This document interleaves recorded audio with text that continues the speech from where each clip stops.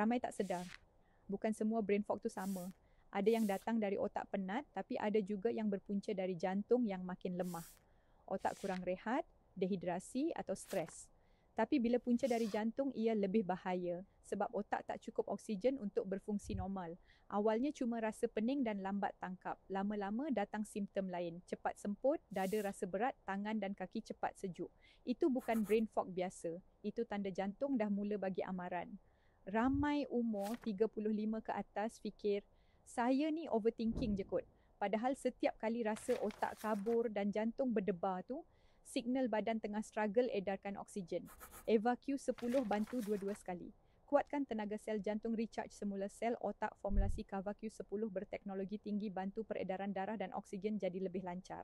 Kalau tu awak selalu rasa blur dan cepat berdebar, jangan tunggu sampai kena warded. Mulakan EvaQ 10 hari ni. Untuk jantung kuat, otak tajam, hidup lebih bertenaga.